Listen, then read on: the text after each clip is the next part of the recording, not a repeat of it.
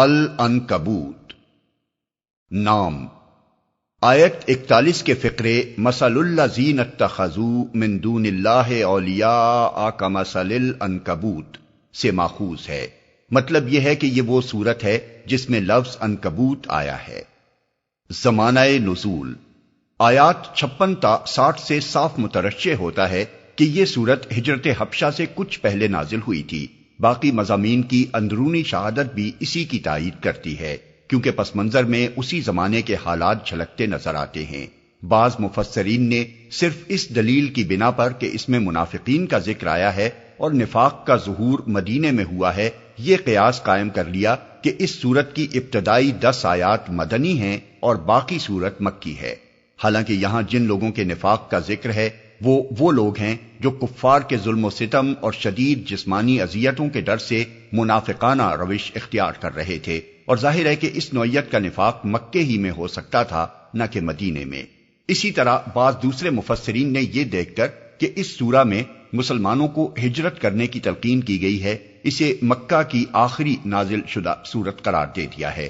حالانکہ مدینہ طیبہ کی طرف ہجرت کرنے سے پہلے مسلمان حبشہ کی طرف بھی ہجرت کر چکے تھے۔ یہ تمام قیاسات دراصل کسی روایت پر مبنی نہیں ہیں، بلکہ صرف مضامین کی اندرونی شہادت پر ان کی بنا رکھی گئی ہے، اور یہ اندرونی شہادت اگر پوری سورت کے مضامین پر بحیثیت مجموعی نگاہ ڈالی جائے مکے کے آخری دور کی نہیں، بلکہ اس دور کے حالات کی نشاندہی کرتی ہے جس میں ہجرت حبشہ واقع ہوئی تھی۔ موضوع و مضمون سورت کو پڑھتے ہوئے محسوس ہوتا ہے کہ اس کے نزول کا زمانہ مکہ معظمہ میں مسلمانوں پر بڑے مصائب و شدائد کا زمانہ تھا۔ کفار کی طرف سے اسلام کی مخالفت پورے زور و شور سے ہو رہی تھی اور ایمان لانے والوں پر سخت ظلم و ستم توڑے جا رہے تھے۔ ان حالات میں اللہ تعالیٰ نے یہ سورت ایک طرف صادق الایمان لوگوں میں عزم و ہمت اور استقامت پیدا کرنے کے لیے اور دوسری طرف ضعیف الایمان لوگوں کو شرم دلانے کے لیے نازل فرمائی۔ اس کے ساتھ کفار مکہ کو بھی اس میں سخت تحدید کی گئی کہ اپنے حق میں اس انجام کو دعوت نہ دیں جو عداوت حق کا طریقہ اختیار کرنے والے ہر زمانے میں دیکھتے رہے ہیں۔ اس سلسلے میں ان سوالات کا جواب بھی دیا گیا ہے جو بعض نوجوانوں کو اس وقت پیش آ رہے تھے، مثلا ان کے والدین ان پر زور ڈالتے تھے کہ تم محمد صلی اللہ علیہ وسلم کا ساتھ چھوڑ دو اور ہمارے دین پر قائم رہو۔ جس قرآن پر تم ایمان لائے ہو اس میں بھی تو یہی لکھا ہے کہ ماں باپ کا حق سب سے زیادہ ہے، تو ہم جو کچھ کہتے ہیں اسے مانو، ورنہ تم خود اپنے ہی ایمان کے خلاف کام کرو گے۔ اس کا جواب آیت 8 میں دیا گیا ہے۔ اسی طرح بعض نو مسلموں سے ان کے قبیلے کے لوگ کہتے تھے کہ عذاب ثواب ہماری گردن پر، تم ہمارا کہنا مانو اور اس شخص سے الگ ہو جاؤ۔ اگر خدا تمہیں پکڑے گا تو ہم خود آگے بڑھ کر کہہ دیں گے کہ صاحب ان بیچاروں کا کچھ قصور نہیں، ان کو ہم نے ایمان چھوڑنے پر مجبور کیا تھا، اس لیے آپ ہمیں پکڑ لیں۔ اس کا جواب آیت 12-13 میں دیا گیا ہے۔ جو قصے اس سورے میں بیان کیے گئے ہیں ان میں بھی زیادہ تر یہی پہلو نمایاں ہے کہ پچھلے انبیاء کو دیکھو، کیسی کیسی سختیاں ان پر گزریں اور کتنی کتنی مدت وہ ستائے گئے، پھر آخر کار اللہ تعالیٰ کی طرف سے ان کی مدد ہوئی۔ اس لیے گھبراؤ نہیں، اللہ کی مدد ضرور آئے گی، مگر آزمائش کا ایک دور گزرنا ضروری ہے۔ مسلمانوں کو یہ سبق دینے کے ساتھ کفار مکہ کو بھی ان قصوں میں متنبہ کیا گیا ہے کہ اگر خدا کی طرف سے پکڑ ہونے میں دیر لگ رہی ہے تو یہ نہ سمجھ بیٹھو کہ کبھی پکڑ ہوگی ہی نہیں۔ پچھلی تباہ شدہ قوموں کے نشانات تمہارے سامنے ہیں، دیکھ لو کہ آخر کار ان کی شامت آ کر ہی رہی اور خدا نے اپنے نبیوں کی مدد کی۔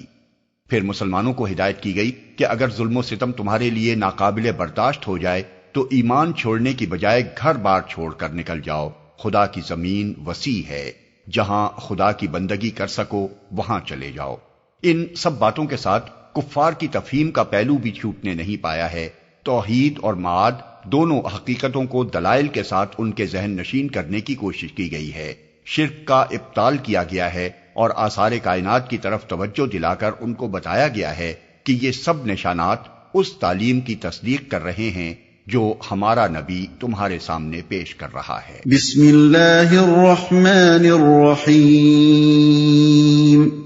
شروع اللہ کے نام سے جو رحمان و رحیم ہے۔ الف لام میم۔ احسب الناس ان يتركوا ان يقولوا آمنا وهم لا يفتنون۔ الف لام میم، کیا لوگوں نے یہ سمجھ رکھا ہے کہ وہ بس اتنا کہنے پر چھوڑ دیے جائیں گے کہ ہم ایمان لائے اور ان کو آزمایا نہ جائے گا؟ جن حالات میں یہ بات ارشاد فرمائی گئی ہے وہ یہ تھے کہ مکہ معظمہ میں جو شخص بھی اسلام قبول کرتا تھا اس پر آفات اور مصائب اور مظالم کا ایک طوفان ٹوٹ پڑتا تھا۔ کوئی غلام یا غریب ہوتا تو اس کو بری طرح مارا پیٹا جاتا اور سخت ناقابل برداشت اذیتیں دی جاتی۔ کوئی دکاندار یا کاریگر ہوتا تو اس کی روزی کے دروازے بند کر دیے جاتے، یہاں تک کہ بھوکوں مرنے کی نوبت آ جاتی۔ کوئی کسی بااثر خاندان کا آدمی ہوتا تو اس کے اپنے خاندان کے لوگ اس کو طرح طرح سے تنگ کرتے اور اس کی زندگی اجیرن کر دیتے تھے۔ ان حالات نے مکے میں ایک سخت خوف اور دہشت کا ماحول پیدا کر دیا تھا، جس کی وجہ سے بہت سے لوگ تو نبی صلی اللہ علیہ وسلم کی صداقت کے قائل ہو جانے کے باوجود ایمان لاتے ہوئے ڈرتے تھے، اور کچھ لوگ ایمان لانے کے بعد جب دردناک اذیتوں سے دوچار ہوتے تو پست ہمت ہو کر کفار کے آگے گھٹنے ٹیک دیتے تھے۔ ان حالات نے اگرچہ راسخ الایمان صحابہ کرام رضوان اللہ تعالی علیہم اجمعین کے عزم و ثبات میں کوئی تزلزل پیدا نہ کیا تھا، لیکن انسانی فطرت کے تقاضے سے اکثر ان پر بھی ایک شدید اضطراب کی کیفیت طاری ہو جاتی تھی۔ چنانچہ اسی کیفیت کا ایک نمونہ حضرت خباب بن ارت کی وہ روایت پیش کرتی ہے جو بخاری، ابو داؤد اور نسائی نے نقل کی ہے۔ وہ فرماتے ہیں کہ جس زمانے میں مشرکین کی سختیوں سے ہم بری طرح تنگ آئے ہوئے تھے، ایک روز میں نے دیکھا کہ نبی صلی اللہ علیہ وسلم کعبے کی دیوار کے سائے میں تشریف رکھتے ہیں۔ میں نے حاضر ہو کر عرض کیا، یا رسول اللہ، آپ ہمارے لیے دعا نہیں فرماتے؟ یہ سن کر آپ کا چہرہ جوش اور جذبے سے سرخ ہو گیا اور آپ نے فرمایا، تم سے پہلے جو اہل ایمان گزر چکے ہیں ان پر اس سے زیادہ سختیاں توڑی گئی ہیں۔ ان میں سے کسی کو زمین میں گڑھا کھود کر بٹھایا جاتا اور اس کے سر پر آرا چلا کر اس کے 2 ٹکڑے کر ڈالے جاتے، کسی کے جوڑوں پر لوہے کے کنگھے گھسے جاتے تھے تاکہ وہ ایمان سے باز آ جائے۔ خدا کی قسم یہ کام پورا ہو کر رہے گا، یہاں تک کہ ایک شخص صنعاء سے حضرموت تک بے کھٹکے سفر کرے گا اور اللہ کے سوا کوئی نہ ہوگا جس کا وہ خوف کرے۔ اس اضطرابی کیفیت کو ٹھنڈے صبر و تحمل میں تبدیل کرنے کے لیے اللہ تعالیٰ اہل ایمان کو سمجھاتا ہے کہ ہمارے جو وعدے دنیا اور آخرت کی کامرانیوں کے لیے ہیں، کوئی شخص مجرد زبانی دعوی ایمان کر کے ان کا مستحق نہیں ہو سکتا، بلکہ ہر مدعی کو لازماً آزمائشوں کی بھٹی سے گزرنا ہوگا تاکہ وہ اپنے دعوے کی صلاحیت کا ثبوت دے۔ ہماری جنت اتنی سستی نہیں ہے اور نہ دنیا ہی میں ہماری خاص عنایات ایسی ارزاں ہیں کہ تم بس زبان سے ہم پر ایمان لانے کا اعلان کرو اور ہم وہ سب کچھ تمہیں بخش دیں۔ ان کے لیے تو امتحان شرط ہے، ہماری خاطر مشقتیں اٹھانی ہوں گی، جان و مال کا ضیاع برداشت کرنا ہوگا، طرح طرح کی سختیاں جھیلنی ہوں گی، خطرات، مصائب اور مشکلات کا مقابلہ کرنا ہوگا، خوف سے بھی آزمائے جاؤ گے اور لالچ سے بھی۔ ہر چیز جسے عزیز و محبوب رکھتے ہو ہماری رضا پر اسے قربان کرنا پڑے گا، اور ہر تکلیف جو تمہیں ناگوار ہے ہمارے لیے برداشت کرنی ہوگی۔ تب کہیں یہ بات کھلے گی کہ ہمیں ماننے کا جو دعویٰ تم نے کیا تھا وہ سچا تھا یا جھوٹا۔ یہ بات قرآن مجید میں ہر اس مقام پر کہی گئی ہے جہاں مصائب و شدائد کے ہجوم میں مسلمانوں پر گھبراہٹ کا عالم طاری ہوا ہے۔ ہجرت کے بعد مدینے کی ابتدائی زندگی میں جب معاشی مشکلات، بیرونی خطرات اور یہود و منافقین کی داخلی شرارتوں نے اہل ایمان کو سخت پریشان کر رکھا تھا، اس وقت فرمایا، ام حسبتم ان تدخلوا الجنة ولما يأتكم مثل الذين خلوا من قبلكم مستهم البأساء والضراء وزلزلوا حتى يقول الرسول والذين آمنوا معه متى نصر الله الا ان نصر الله قریب۔ البقرہ آیت 214۔ یعنی کیا تم نے یہ سمجھ رکھا ہے کہ تم جنت میں داخل ہو جاؤ گے، حالانکہ ابھی تم پر وہ حالات نہیں گزرے جو تم سے پہلے گزرے ہوئے اہل ایمان پر گزر چکے ہیں۔ ان پر سختیاں اور تکلیفیں آئیں اور وہ ہلا مارے گئے، یہاں تک کہ رسول اور اس کے ساتھ ایمان لانے والے لوگ پکار اٹھے کہ اللہ کی مدد کب آئے گی۔ تب انہیں مژدہ سنایا گیا کہ خبردار رہو، اللہ کی مدد قریب ہے۔ اسی طرح جنگ احد کے بعد جب مسلمانوں پر پھر مصائب کا ایک سخت دور آیا تو ارشاد ہوا، ام حسبتم ان تدخلوا الجنة ولما يعلم الله الذين جاهدوا منكم ويعلم الصابرين۔ آل عمران آیت 142۔ یعنی کیا تم نے سمجھ رکھا ہے کہ جنت میں داخل ہو جاؤ گے، حالانکہ ابھی اللہ نے یہ تو دیکھا ہی نہیں کہ تم میں سے جہاد میں جان لڑانے والے اور پامردی دکھانے والے کون ہیں۔ قریب قریب یہی مضمون سورہ آل عمران آیت 189، سورہ توبہ آیت 16، سورہ محمد آیت 31 میں بھی بیان ہوا ہے۔ ان ارشادات سے اللہ تعالیٰ نے یہ حقیقت مسلمانوں کے ذہن نشین فرمائی ہے کہ آزمائش ہی وہ کسوٹی ہے جس سے کھوٹا اور کھرا پرکھا جاتا ہے۔ کھوٹا خود بخود اللہ تعالیٰ کی راہ سے ہٹ جاتا ہے اور کھرا چھانٹ لیا جاتا ہے تاکہ اللہ کے ان انعامات سے سرفراز ہو جو صرف صادق الایمان لوگوں کا ہی حصہ ہیں۔ وَلَقَدْ فَتَنَّا الَّذِينَ مِن قَبْلِهِمْ فَلَيَعْلَمَنَّ اللَّهُ الَّذِينَ صَدَقُوا وَلَيَعْلَمَنَّ الْكَاذِبِينَ۔ حالانکہ ہم ان سب لوگوں کی آزمائش کر چکے ہیں جو ان سے پہلے گزرے ہیں۔ اللہ کو تو ضرور یہ دیکھنا ہے کہ سچے کون ہیں اور جھوٹے کون، جو ان سے پہلے گزرے ہیں۔ یعنی یہ کوئی نیا معاملہ نہیں ہے جو تمہارے ساتھ ہی پیش آ رہا ہو، تاریخ میں ہمیشہ یہی ہوا ہے کہ جس نے بھی ایمان کا دعویٰ کیا ہے اسے آزمائشوں کی بھٹی میں ڈال کر ضرور تپایا گیا ہے، اور جب دوسروں کو امتحان کے بغیر کچھ نہیں دیا گیا تو تمہاری کیا خصوصیت ہے کہ تمہیں صرف زبانی دعوے پر نواز دیا جائے۔ اللہ کو تو ضرور یہ دیکھنا ہے۔ اصل الفاظ ہیں فَلَيَعْلَمَنَّ اللَّهُ، جن کا لفظی ترجمہ یہ ہوگا کہ ضرور ہے اللہ یہ معلوم کرے۔ اس پر ایک شخص یہ سوال کر سکتا ہے کہ اللہ کو تو سچے کی سچائی اور جھوٹے کا جھوٹ خود ہی معلوم ہے، آزمائش کر کے اسے معلوم کرنے کی کیا ضرورت ہے؟ اس کا جواب یہ ہے کہ جب تک ایک شخص کے اندر کسی چیز کی صرف صلاحیت اور استعداد ہی ہوتی ہے، عملاً اس کا ظہور نہیں ہو جاتا، اس وقت تک عدل و انصاف نہ تو وہ کسی جزا کا مستحق ہو سکتا ہے نہ سزا کا۔ مثلاً ایک آدمی میں امین ہونے کی صلاحیت ہے اور ایک دوسرے میں خائن ہونے کی صلاحیت، ان دونوں پر جب تک آزمائش نہ آئے اور ایک سے امانت داری کا اور دوسرے سے خیانت کا عملاً ظہور نہ ہو جائے، یہ بات اللہ کے انصاف سے بعید ہے کہ وہ محض اپنے علم غیب کی بنا پر ایک کو امانت داری کا انعام دے دے اور دوسرے کو خیانت کی سزا دے ڈالے۔ اس لیے وہ علم سابق جو اللہ کو لوگوں کے اچھے اور برے اعمال سے پہلے ان کی صلاحیتوں کے بارے میں اور ان کے آئندہ طرز عمل کے بارے میں حاصل ہے، انصاف کی اغراض کے لیے کافی نہیں ہے۔ اللہ کے ہاں انصاف اس علم کی بنیاد پر نہیں ہوتا کہ فلاں شخص چوری کا رجحان رکھتا ہے اور چوری کرے گا یا کرنے والا ہے، بلکہ اس علم کی بنیاد پر ہوتا ہے کہ اس شخص نے چوری کر ڈالی ہے۔ اسی طرح بخششیں اور انعامات بھی اس کے ہاں اس علم کی بنا پر نہیں دیے جاتے کہ فلاں شخص اعلیٰ درجے کا مومن و مجاہد بن سکتا ہے یا بنے گا، بلکہ اس علم کی بنا پر دیے جاتے ہیں کہ فلاں شخص نے اپنے عمل سے اپنا صادق الایمان ہونا ثابت کر دیا ہے اور اللہ کی راہ میں جان لڑا کر دکھا دی ہے۔ اسی لیے ہم نے آیت کے ان الفاظ کا ترجمہ اللہ کو تو ضرور یہ دیکھنا ہے کیا ہے۔ ام حسب الذین یعملون السیئات ان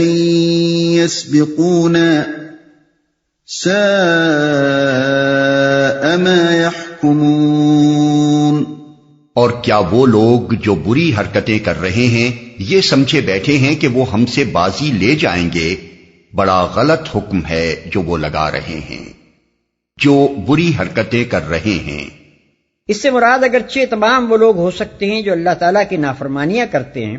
لیکن یہاں خاص طور پر روئے سخن قریش کے ان ظالم سرداروں کی طرف ہے جو اسلام کی مخالفت میں اور اسلام قبول کرنے والوں کو اذیتیں دینے میں اس وقت پیش تھے۔ مثلا ولید بن مغیرہ، ابو جہل، عتبہ، شیبہ، عقبہ بن ابی معیط اور حنظلہ بن وائل وغیرہ۔ سیاق و سباق خود یہاں تقاضا کر رہا ہے کہ مسلمانوں کو آزمائشوں کے مقابلے میں صبر و ثبات کی تلقین کرنے کے بعد ایک کلمہ زجر و توبیخ ان لوگوں کو خطاب کر کے بھی فرمایا جائے جو ان حق پرستوں پر ظلم ڈھا رہے تھے۔ ہم سے بازی لے جائیں گے، یہ مطلب بھی ہو سکتا ہے کہ ہماری گرفت سے بچ کر کہیں بھاگ سکیں گے۔ اصل الفاظ ہیں یسبقونا، یعنی ہم سے سبقت لے جائیں گے۔ اس کے دو معنی ہو سکتے ہیں، ایک یہ کہ جو کچھ ہم کرنا چاہتے ہیں یعنی اپنے رسول کے مشن کی کامیابی وہ تو نہ ہو سکے، اور جو کچھ یہ چاہتے ہیں یعنی ہمارے رسول کو نیچا دکھانا وہ ہو جائے۔ دوسرا یہ کہ ہم ان کی زیادتیوں پر انہیں پکڑنا چاہتے ہوں اور یہ بھاگ کر ہماری دسترس سے دور نکل جائیں۔ من كان يرجو لقاء الله فإن أجل الله لآت وَهُوَ السَّمِيعُ الْعَلِيمُ۔ جو کوئی اللہ سے ملنے کی توقع رکھتا ہو اسے معلوم ہونا چاہیے کہ اللہ کا مقرر کیا ہوا وقت آنے ہی والا ہے، اور اللہ سب کچھ سنتا اور جانتا ہے۔ مقرر کیا ہوا وقت آنے ہی والا ہے، یعنی جو شخص حیات اخروی کا قائل ہی نہ ہو اور یہ سمجھتا ہو کہ کوئی نہیں ہے جس کے سامنے ہمیں اپنے اعمال کی جواب دہی کرنی ہو، اور کوئی وقت ایسا نہیں آنا ہے جب ہم سے ہمارے کارنامہ زندگی کا محاسبہ کیا جائے، اس کا معاملہ تو دوسرا ہے۔ وہ اپنی غفلت میں پڑا رہے اور بے فکری کے ساتھ جو کچھ چاہے کرتا رہے، اپنا نتیجہ اپنے اندازوں کے خلاف وہ خود دیکھ لے گا۔ لیکن جو لوگ یہ توقع رکھتے ہیں کہ ایک وقت ہمیں اپنے خدا کے حضور حاضر ہونا ہے اور اپنے اعمال کے مطابق جزا و سزا بھی پانی ہے، انہیں اس غلط فہمی میں نہ رہنا چاہیے کہ موت کا وقت کچھ بہت دور ہے۔ ان کو تو یہ سمجھنا چاہیے کہ وہ بس قریب ہی آ لگا ہے اور عمل کی مہلت ختم ہوا ہی چاہتی ہے، اس لیے جو کچھ بھی وہ اپنی عاقبت کی بھلائی کے لیے کر سکتے ہوں کر لیں، طول حیات کے بے بنیاد بھروسے پر اپنی اصلاح میں دیر نہ لگائیں۔ سب کچھ سنتا اور جانتا ہے، یعنی ان کو اس غلط فہمی میں بھی نہ رہنا چاہیے کہ ان کا سابقہ کسی شہ بے خبر سے ہے۔ جس خدا کے سامنے انہیں جواب دہی کے لیے حاضر ہونا ہے وہ بے خبر نہیں بلکہ سمیع و علیم خدا ہے، ان کی کوئی بات بھی اس سے چھپی ہوئی نہیں ہے۔ وَمَن جَاهَدَ فَإِنَّمَا يُجَاهِدُ لِنَفْسِهِ إِنَّ اللَّهَ لَغَنِيٌّ عَنِ الْعَالَمِينَ۔ جو شخص بھی مجاہدہ کرے گا اپنے ہی بھلے کے لیے کرے گا، اللہ یقیناً دنیا جہان والوں سے بے نیاز ہے، اپنے ہی بھلے کے لیے کرے گا۔ مجاہدہ کے معنی کسی مخالف طاقت کے مقابلے میں کشمکش اور جد و جہد کرنے کے ہیں، اور جب کسی خاص مخالف طاقت کی نشاندہی نہ کی جائے بلکہ مطلقاً مجاہدے کا لفظ استعمال کیا جائے تو اس کے معنی یہ ہیں کہ یہ ایک ہمگیر اور ہر جہتی کشمکش ہے۔ مومن کو اس دنیا میں جو کشمکش کرنی ہے اس کی نوعیت یہی کچھ ہے۔ اسے شیطان سے بھی لڑنا ہے جو اس کو ہر آن نیکی کے نقصانات سے ڈراتا اور بدی کے فائدوں اور لذتوں کا لالچ دلاتا رہتا ہے۔ اپنے نفس سے بھی لڑنا ہے جو اسے ہر وقت اپنی خواہشات کا غلام بنانے کے لیے زور لگاتا رہتا ہے۔ اپنے گھر سے لے کر آفاق تک کے ان تمام انسانوں سے بھی لڑنا ہے جن کے نظریات، رجحانات، اصول اخلاق، رسم و رواج، طرز تمدن اور قوانین معیشت و معاشرت دین حق سے متصادم ہوں، اور اس ریاست سے بھی لڑنا ہے جو خدا کی فرما برداری سے آزاد رہ کر اپنا فرمان چلائے اور نیکی کے بجائے بدی کو فروغ دینے میں اپنی قوت صرف کرے۔ یہ مجاہدہ ایک دن دو دن کا نہیں، عمر بھر کا اور دن کے 24 گھنٹوں میں سے ہر لمحے کا ہے، اور کسی ایک میدان میں نہیں، زندگی کے ہر پہلو میں، ہر محاذ پر ہے۔ اسی کے متعلق حضرت حسن بصری رحمۃ اللہ علیہ فرماتے ہیں کہ آدمی جہاد کرتا ہے خواہ کبھی ایک دفعہ بھی وہ تلوار نہ چلائے۔ دنیا جہان والوں سے بے نیاز ہے، یعنی اللہ تعالیٰ اس مجاہدے کا مطالبہ تم سے اس لیے نہیں کر رہا ہے کہ اپنی خدائی قائم کرنے اور قائم رکھنے کے لیے اسے تمہاری کسی مدد کی ضرورت ہے اور تمہاری اس لڑائی کے بغیر اس کی خدائی نہ چلے گی، بلکہ وہ اس لیے تمہیں اس کشمکش میں پڑنے کی ہدایت کرتا ہے کہ یہی تمہاری ترقی کا راستہ ہے۔ اسی ذریعے سے تم بدی اور گمراہی کے چکر سے نکل کر نیکی اور صداقت کی راہ پر بڑھ سکتے ہو۔ اسی سے تم میں یہ طاقت پیدا ہو سکتی ہے کہ دنیا میں خیر و صلاح کے علمبردار اور آخرت میں خدا کی جنت کے حقدار بنو۔ تم یہ لڑائی لڑ کر خدا پر کوئی احسان نہ کرو گے، اپنا ہی بھلا کرو گے۔ والذین آمنوا وعملوا الصالحات لنکفرن عنهم سیئاتهم ولنجزینهم احسن الذی كانوا يعملون۔ اور جو لوگ ایمان لائیں گے اور نیک اعمال کریں گے ان کی برائیاں ہم ان سے دور کر دیں گے اور انہیں ان کے بہترین اعمال کی جزا دیں گے۔ ایمان سے مراد ان تمام چیزوں کو سچے دل سے ماننا ہے جنہیں تسلیم کرنے کی دعوت اللہ کے رسول صلی اللہ علیہ وسلم اور اس کی کتاب نے دی ہے، اور عمل صالح سے مراد اللہ اور اس کے رسول صلی اللہ علیہ وسلم کی ہدایت کے مطابق عمل کرنا ہے۔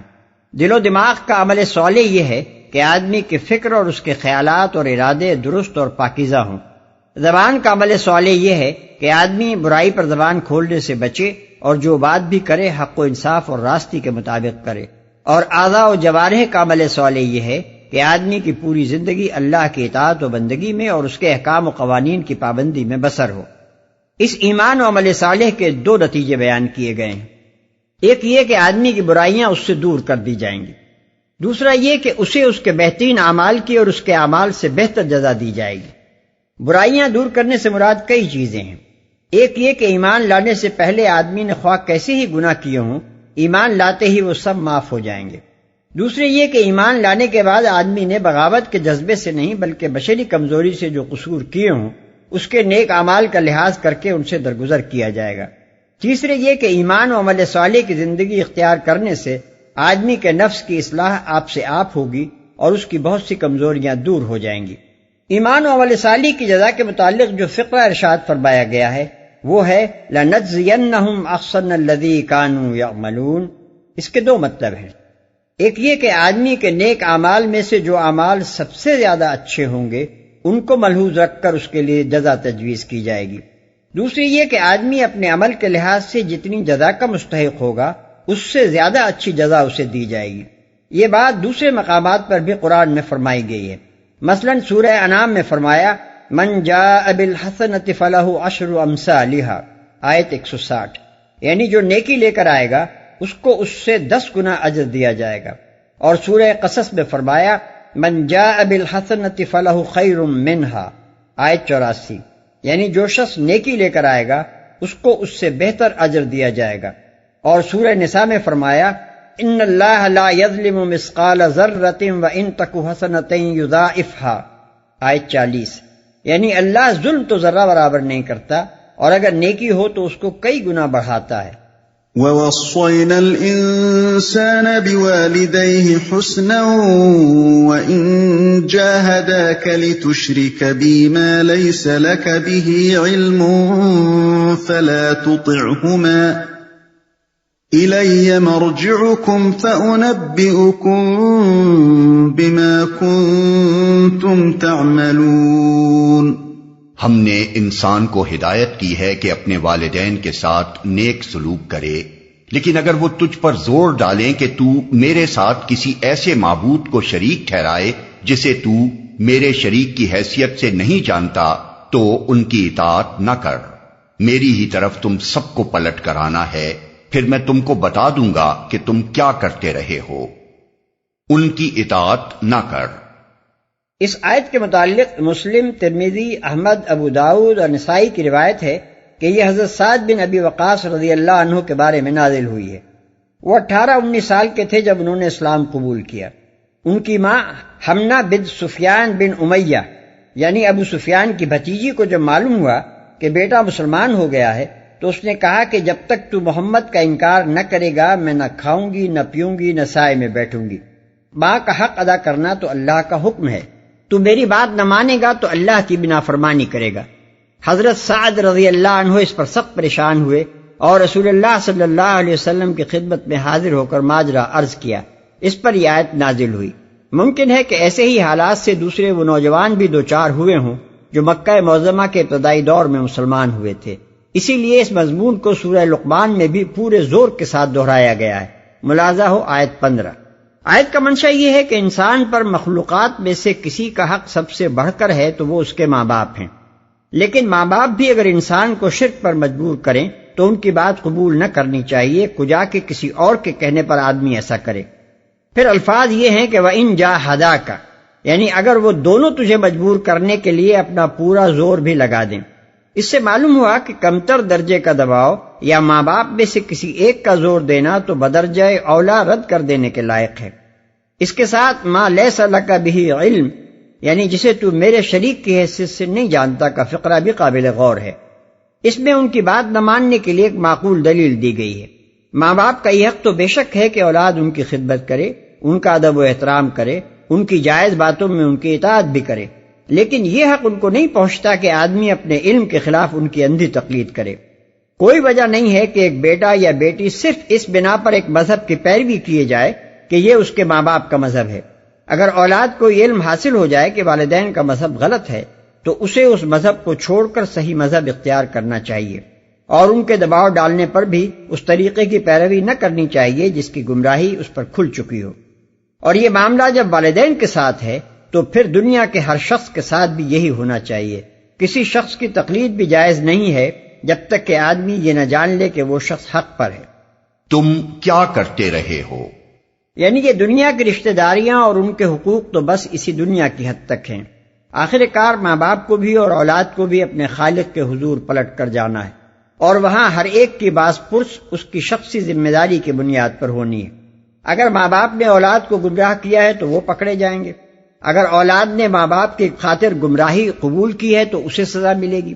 اور اگر اولاد نے راہ راست اختیار کی اور ماں باپ کے جائز حقوق ادا کرنے میں بھی کوتاہی نہ کی، لیکن ماں باپ نے صرف اس قصور پر اسے ستایا کہ اس نے گمراہی میں ان کا ساتھ کیوں نہ دیا، تو وہ اللہ کے مواخذے سے بچ نہ سکیں گے۔ والذین آمنوا وعملوا الصالحات لندخلنہم فی الصالحین، اور جو لوگ ایمان لائے ہوں گے اور جنہوں نے نیک اعمال کیے ہوں گے ان کو ہم ضرور صالحین میں داخل کریں گے۔ وَمِنَ النَّاسِ مَن يَقُولُ آمَنَّا بِاللَّهِ فَإِذَا أُوذِيَ فِي اللَّهِ جَعَلَ فِتْنَةَ النَّاسِ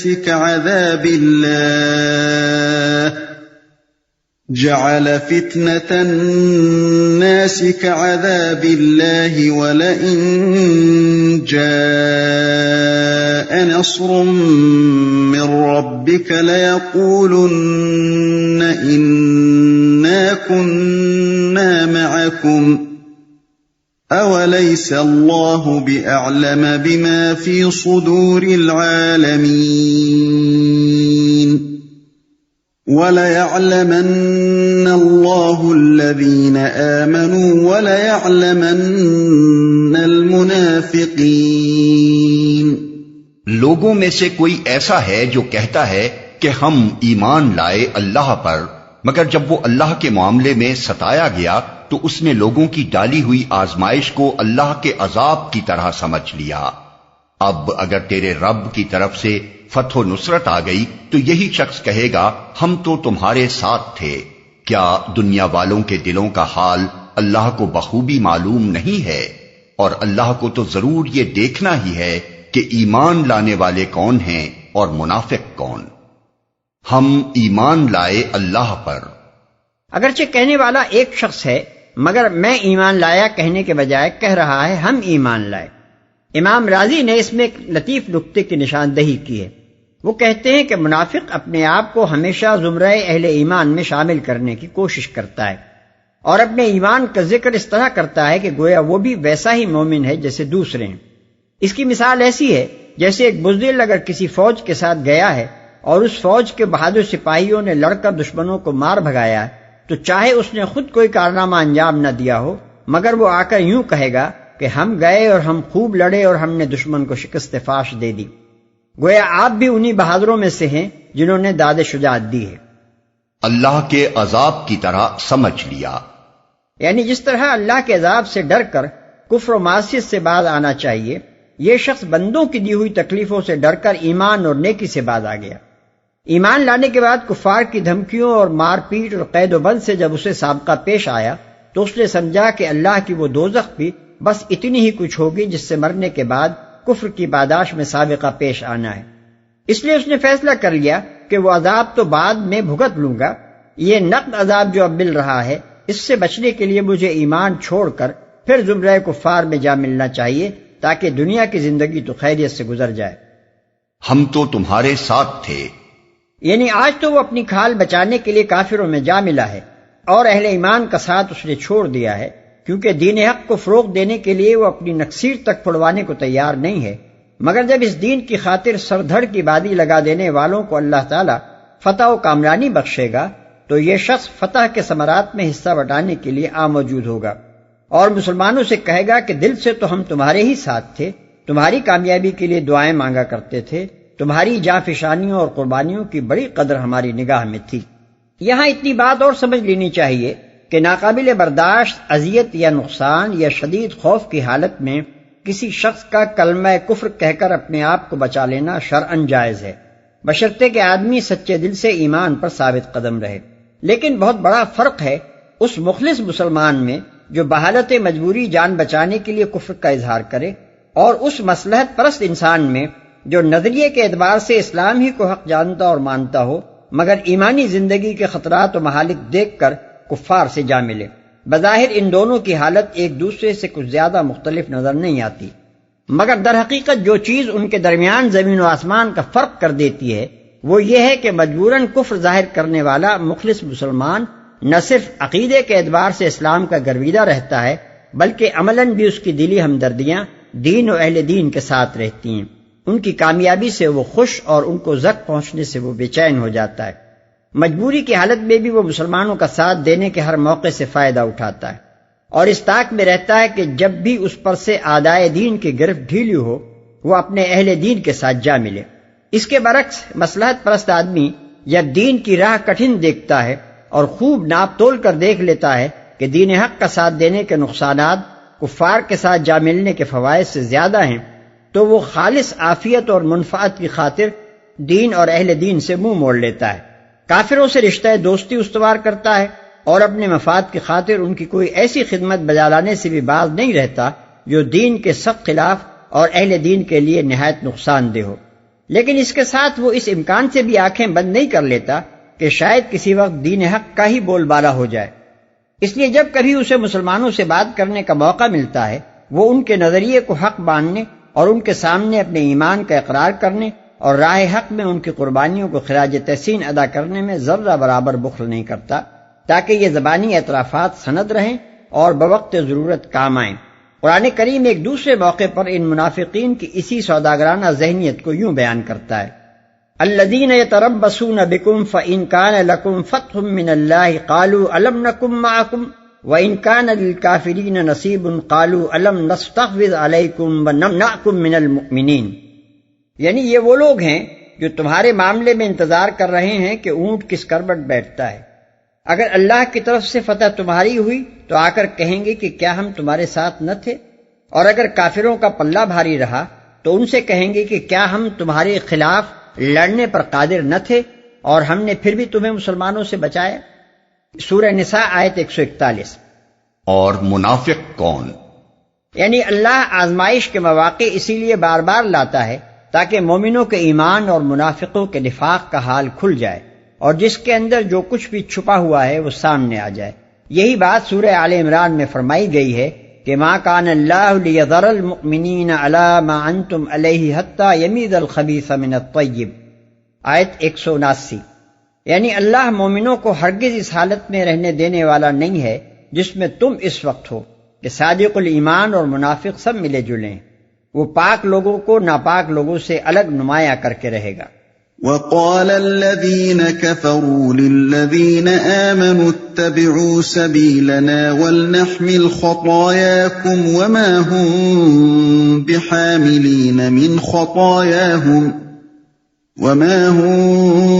بحاملين من خطاياهم من شيء إنهم لكاذبون وَلَيَحْمِلُنَّ أَثْقَالَهُمْ وَأَثْقَالًا مَّعَ أَثْقَالِهِمْ وَلَيُسْأَلُنَّ يَوْمَ الْقِيَامَةِ عَمَّا كَانُوا يَفْتَرُونَ۔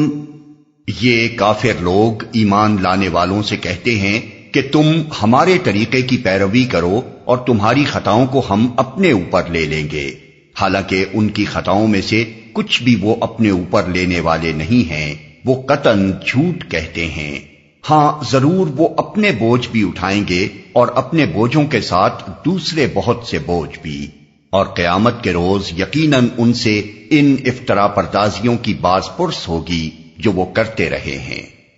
اپنے اوپر لے لیں گے۔ ان کے اس قول کا مطلب یہ تھا کہ اول تو زندگی بعد موت اور حشر و نشر اور حساب و جزا کی یہ باتیں سب ڈھکوسلائیں، لیکن اگر بالفرض کوئی دوسری زندگی ہے اور اس میں کوئی باز پرس بھی ہونی ہے تو ہم ذمہ لیتے ہیں کہ خدا کے سامنے ہم سارا عذاب ثواب اپنی گردن پر لے لیں گے۔ تم ہمارے کہنے سے اس نئے دین کو چھوڑ دو اور اپنے دین آبائی کی طرف واپس آ جاؤ۔ روایات میں متعدد سرداران قریش کے متعلق یہ مذکور ہے کہ ابتداً جو لوگ اسلام قبول کرتے تھے ان سے مل کر یہ لوگ اسی طرح کی باتیں کیا کرتے تھے۔ چنانچہ حضرت عمر رضی اللہ عنہ کے متعلق بیان کیا گیا ہے کہ جب وہ ایمان لائے تو ابو سفیان اور حرب بن امیہ بن خلف نے ان سے مل کر بھی یہی کہا تھا، اپنے اوپر لینے والے نہیں ہیں۔ یعنی اول تو یہی ممکن نہیں ہے کہ کوئی شخص خدا کے ہاں کسی دوسرے کی ذمہ داری اپنے اوپر لے لے، اور کسی کے کہنے سے گناہ کرنے والا خود اپنے گناہ کی سزا پانے سے بچ جائے، کیونکہ وہاں تو ہر شخص اپنے کیے کا آپ ذمہ دار ہے۔ لا تزر وازرۃ وزر اخری،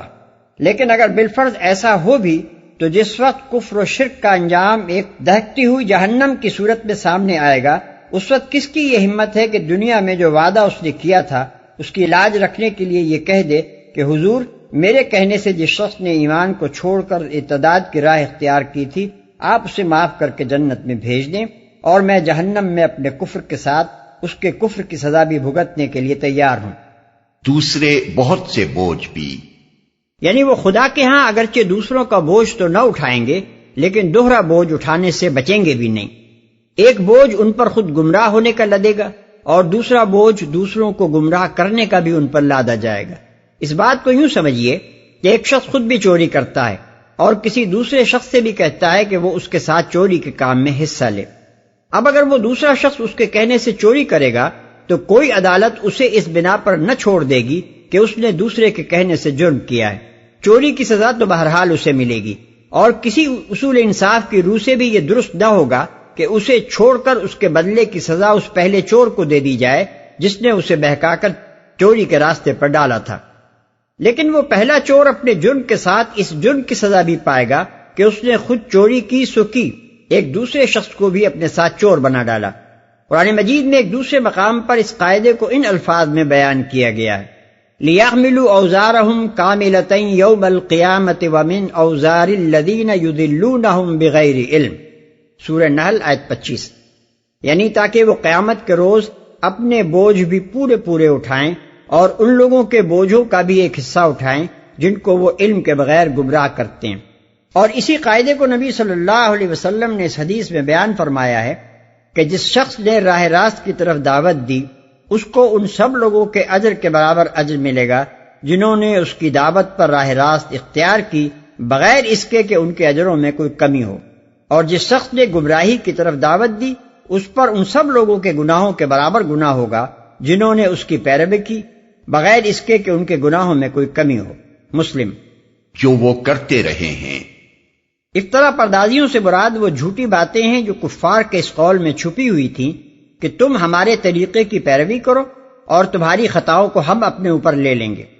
دراصل وہ لوگ دو مفروضات کی بنیاد پر یہ بات کہتے تھے، ایک یہ کہ جس مذہب شرک کی وہ پیروی کر رہے ہیں وہ برحق ہے اور محمد صلی اللہ علیہ وسلم کا مذہب توحید غلط ہے، اس لیے اس سے کفر کرنے میں کوئی خطا نہیں ہے۔ دوسرا مفروضہ یہ تھا کہ کوئی حشر نہیں ہونا ہے، اور یہ حیات اخروی کا تخیل جس کی وجہ سے ایک مسلمان کفر کرتے ہوئے ڈرتا ہے بالکل بے اصل ہے۔ یہ مفروضات اپنے دل میں رکھنے کے بعد وہ ایک مسلمان سے کہتے تھے کہ اچھا اگر تمہارے نزدیک کفر کرنا ایک خطا ہی ہے اور کوئی حشر بھی ہونا ہے جس میں اس خطا پر تم سے باز پرس ہوگی، تو چلو تمہاری اس خطا کو ہم اپنے سر لیتے ہیں، تم ہماری ذمہ داری پر دین محمد کو چھوڑ کر دین آبائی میں واپس آ جاؤ۔ اس معاملے میں پھر مزید دو جھوٹی باتیں شامل تھیں، ایک ان کا یہ خیال کہ جو شخص کسی کے کہنے پر جرم کرے وہ اپنے جرم کی ذمہ داری سے بری ہو سکتا ہے اور اس کی پوری ذمہ داری وہ شخص اٹھا سکتا ہے جس کے کہنے پر اس نے جرم کیا ہے۔ دوسرا ان کا یہ جھوٹا وعدہ کہ قیامت کے روز وہ ان لوگوں کی ذمہ داری واقعی اٹھا لیں گے جو ان کے کہنے پر ایمان سے کفر کی طرف پلٹ گئے ہوں، کیونکہ جب قیامت فی الواقع قائم ہو جائے گی اور ان کی امیدوں کے خلاف جہنم ان کی آنکھوں کے سامنے ہوگی، اس وقت وہ ہرگز اس کے لیے تیار نہ ہوں گے کہ اپنے کفر کا خمیازہ بھگتنے کے ساتھ ان لوگوں کے گناہ کا بوجھ بھی پورا کا پورا اپنے اوپر لے لیں جنہیں وہ دنیا میں بہکا کر گمراہ کرتے تھے۔